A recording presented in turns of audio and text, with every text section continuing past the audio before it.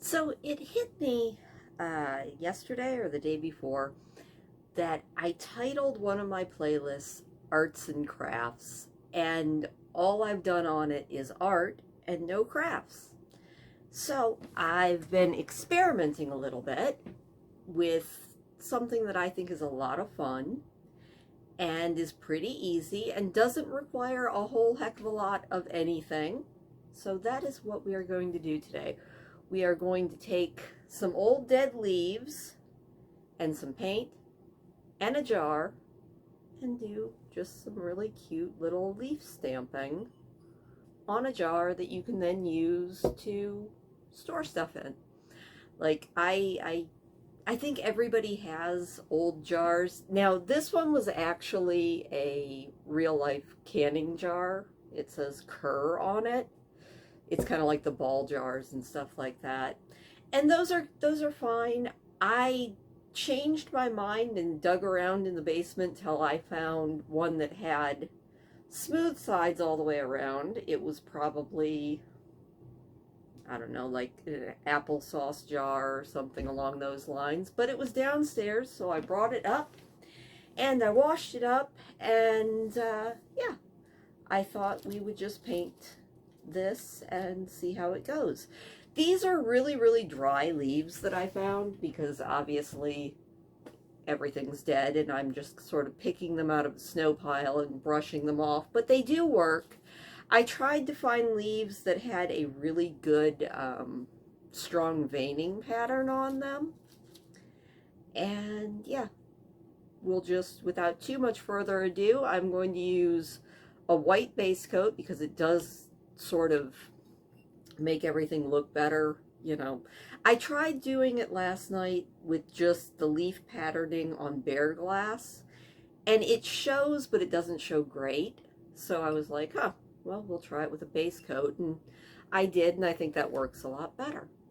So without too much further ado, the only other stuff you need are a couple of cheapo paint brushes, which is, you know, or you could use the painting sponges or anything like that. And I am just using acrylic paints, which I am running out of and actually going to have to go to the store and get some.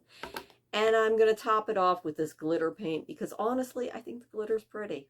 So yeah, let's just get to it.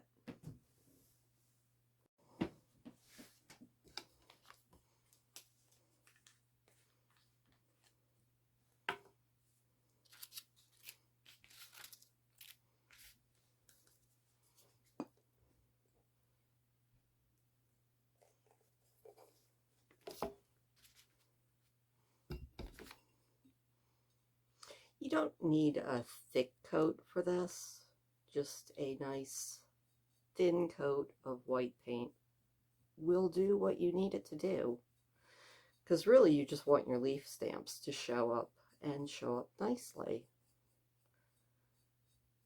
So it's a good thing that even though I don't have a lot of paint, I think I have enough to get this jar covered. Definitely going to have to go to the store and buy more paint.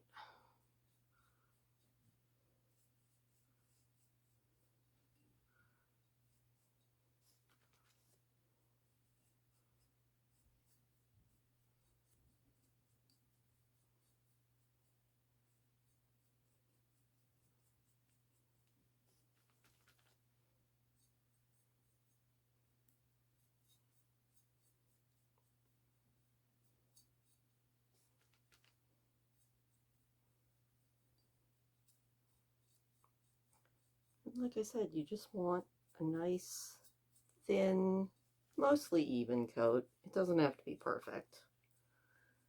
That is the biggest thing I am learning as I am having more fun doing arts and crafts is it really doesn't actually have to be perfect.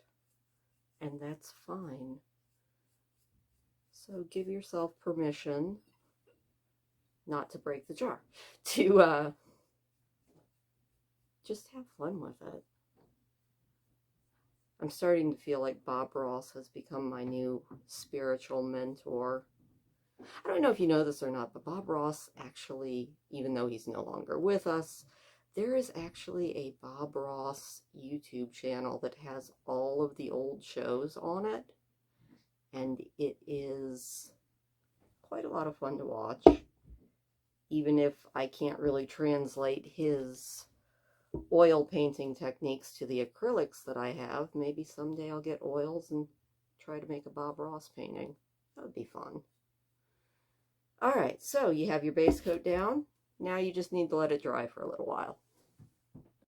Alright, once you get that base coat on and it's dry, which is the whole reason that I went with acrylics, because they dry so much faster, all you're going to want to do is lay out your leaves so that you can paint them. You want to paint the back sides where most of the veins are, and you can use these several times. We're going to find out how well they work if you use two colors on the same leaf. It might be wonderful, it might be terrible. I don't know. We'll find out. And you don't even have to do them all the same color. I'm just doing it because it's easier and because that was the color I grabbed. And I think the blue will show up really nicely. So yeah, you just want to paint the leaf. Now you don't want the paint to be too thick, but you don't want it to be too thin either. So you are just going to put a coat on each leaf, just painting it in. And like I said, I think that this would work even better with leaves that were maybe fresher, because these are a little bit dry and brittle, which might make a difference. I don't know. But you know what? Like I said, we're just having fun. And this seemed like a fun idea. And I think it's kind of pretty. And it makes something nice that you could put on the table. I think you could probably do this with flowers. So if you are lucky enough to live someplace that has flowers up already, you could probably do this same thing with flowers. So before this gets too dry, because you don't want the leaves to be too very dry when you do this, but you also don't want your jar to get all painted with the wrong color paint. So what you're going to do is just take the jar, take the leaf, I hope this is showing, and just kind of tap it on there really quick. We're just getting them placed right now. And don't worry if some of the paint kind of slops hither and thither, because I think it will look just fine. And we will get this third one on here. And we'll put him... We will drop him. Hopefully this will still be okay. I think it will. There are no mistakes. There are only happy accidents. I told you I was channeling Bob Ross here. All right. Now, what we're going to do to tap these down, because that's a very important step, is that's where the glitter paint comes in. And it'll also spread a little bit of the undercolor, which kind of looks really pretty as you do it. So we're just going to put the paint on the back of our leaf and just spread it out, and it kind of gives you a little imprint going around, kind of like the leaf is just exploding with color. And then you just kind of want to take it and spread the glitter so it's not just in one spot. So we got that one.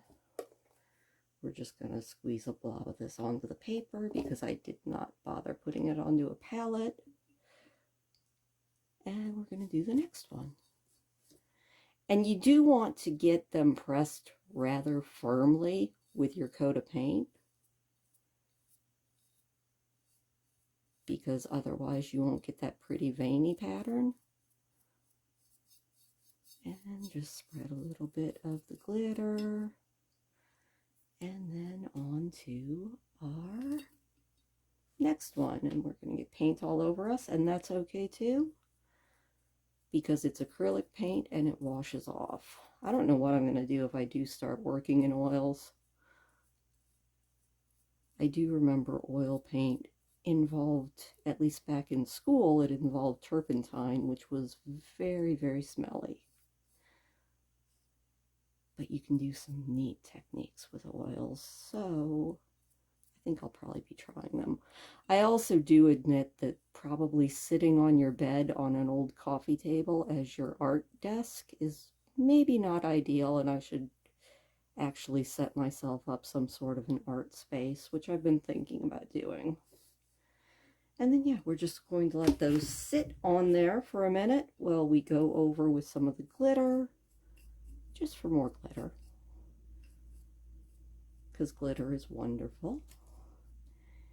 And then we're going to have our moment of truth when we see if this turned out or if it was a disaster.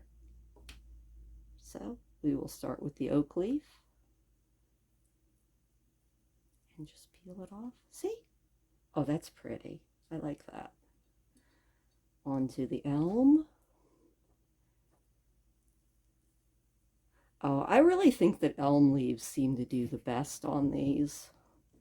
And if I can spin this without breaking it, we'll pull off the maple and see how it turned out. Oh, that one came out good too.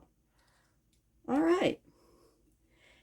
And then what I'm going to do is, once this dries, I am going to get a little bit of twine or ribbon and tie it around the top of that.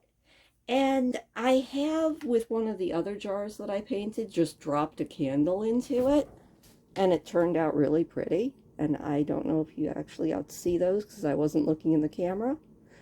But yeah, I think it's kind of neat, and it's kind of fun, and it's easy. I was also thinking it could be a lot of fun to use the leaf stamps on, say, flower pots.